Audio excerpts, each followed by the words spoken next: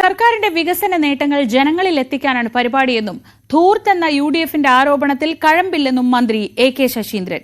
UDF ബഹിഷ്കരിച്ചാലും ജനങ്ങളെത്തും, തുടർ ഭരണം പ്രതീക്ഷിക്കുന്നുവെന്നും മന്ത്രി പറഞ്ഞു. മന്ത്രി എ.കെ. ശശീന്ദ്രൻ കഴിഞ്ഞ ദിവസങ്ങളിലെല്ലാം ജില്ലയിൽ ക്യാമ്പ് ചെയ്താണ് ഇതിന്റെ പ്രവർത്തനം ഏകോപിപ്പിച്ചത്. ഏതായാലും മന്ത്രി തന്നെ നമ്മോടൊപ്പം ചേരുന്നുണ്ട്. മിനിസ്റ്റർ, എങ്ങനെയൊക്കെയാണ് പരിപാടികൾ? രണ്ടാം പിണറായി സർക്കാരിൻ്റെ 4ാം വാർഷികം ഒരു ആഘോഷം എന്നുള്ള നിലയിലല്ല ഞങ്ങൾ കാണുന്നത്.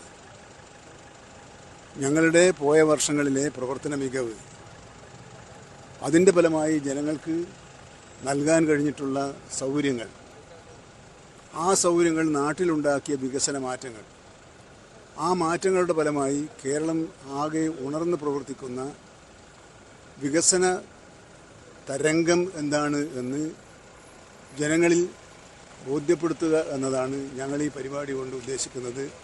വാർഷികാഘോഷം നടത്തുക എന്നുള്ളതല്ല. അതിനൊരു പ്രധാന കാരണം, കഴിഞ്ഞ 9 വർഷമായി ഇന്ത്യക്കാകെ മാതൃകയായ വിധത്തിലുള്ള വികസന സമീപനവും വികസന പ്രവർത്തനങ്ങളും പ്രതിബദ്ധതയോടെ സമയബന്ധിതമായി പൂർത്തിയാക്കുന്ന ഒരു സർക്കാർ കേരളത്തിൻ്റെ ചരിത്രത്തിൽ ആദ്യമാണ്. നേരത്തെ ഭരിച്ചതൊക്കെ മിടുക്കന്മാരാണ്, നല്ല നിലയിൽ ചെയ്തിട്ടുണ്ട്.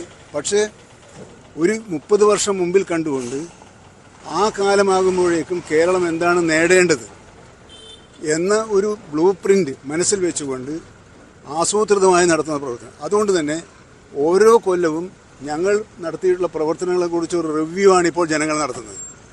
ആ റിവ്യൂ നടത്തുന്നതിനാണ് സമൂഹത്തിൻ്റെ പരിച്ഛേദങ്ങളായി പ്രവർത്തിക്കുന്ന വിവിധ ഘടകങ്ങളുണ്ട്. യുവജനങ്ങൾ, വിദ്യാർത്ഥികൾ, വനിതകൾ, പട്ടികജാതി പട്ടികവർഗ വിഭാഗങ്ങൾ, തൊഴിലാളികൾ, ഫാക്ടറി തൊഴിലാളികൾ, വിദ്യാർത്ഥികൾ, ബിരുദധാരികൾ, ശാസ്ത്രജ്ഞന്മാർ, ഇവരിൽ നിന്നെല്ലാം അവരെന്താണ് നാളത്തെ കേരളം എന്തായിരിക്കണം എന്ന് അവർക്കൊരു സ്വപ്നമുണ്ടാകും. ആ സ്വപ്നങ്ങളെല്ലാം കൂട്ടിവെച്ച് ഒരു രൂപത്തിലാക്കിയാണ് ഇത്രയും വർഷം നമ്മൾ പഠിച്ചത്. അപ്പോൾ പക്ഷേ കാലം മാറുന്നതിനനുസരിച്ച് മുൻഗണനകളിൽ മാറ്റം വന്നെന്ന് വരും. ആ മുൻഗണനകളിലെ മാറ്റം നിശ്ചയിക്കുന്നത് ഞങ്ങളൊരു മുറിയിലിരുന്നല്ല, ജനങ്ങളിൽ നിന്നുള്ള ആശയ സംവാദത്തിലൂടെയാണ് ജനങ്ങൾക്ക് എന്താണ് വേണ്ടത്. അതുകൊണ്ടാണ് പലതരം വിമർശനങ്ങൾ ഉണ്ടായിട്ടും പ്രതിപക്ഷം പ്രത്യേകിച്ച് പറയുന്നത് വലിയ ദൂർത്ത് ഉണ്ടാക്കുന്നു, പണമില്ലാത്തൊരു സാഹചര്യമാണ് നിലവിൽ, കേന്ദ്രത്തിന് പണം നൽകുന്നില്ല എന്നൊക്കെ സാഹചര്യം ഉണ്ടാകുമ്പോൾ വലിയ ദൂർത്താണെന്നാണ് പ്രതിപക്ഷ ആരോപിക്കുന്നത്. പ്രത്യേകിച്ച് അവർ ബഹിഷ്കരണം നടത്തുന്നത്. അതിനെങ്ങനെ കാണുന്നു മിനിസ്റ്റർ? അത് ദൗർഭാഗ്യകരമായ ഒരു നിലപാടാണെന്നേ ഞാനിപ്പം പറയുന്നത്. കാരണം നമ്മുടെ വീട്ടിൽ ഒരാൾക്ക് അസുഖമുണ്ട്, അത് ചികിത്സിക്കണം. ചികിത്സിച്ച് പൂർണ്ണ ആരോഗ്യത്തോടുകൂടി ആ മനുഷ്യനെ പുറത്തു കൊണ്ടുവരണം.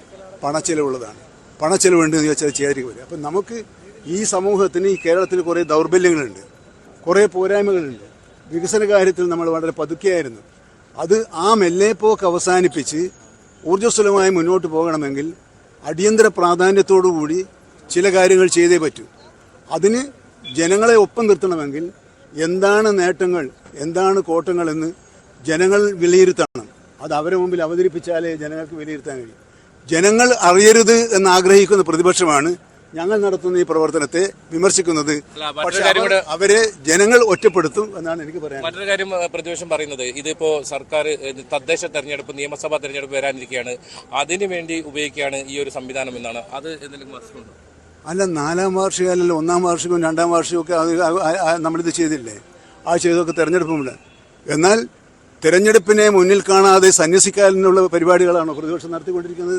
ഹിമാലയത്തിൽ പോയി സന്യസിക്കാനാണോ പ്രതിപക്ഷ നേതാവ് രാജ്യം മുഴുവൻ സന്ദർശിച്ച് ഗവൺമെൻറ്റിനെ വിമർശിക്കുകയും ജനങ്ങളെ അണിനിരത്താൻ ശ്രമിക്കുകയും ചെയ്തത്? എല്ലാവർക്കും രാഷ്ട്രീയ ലക്ഷ്യങ്ങൾ എന്താണ്?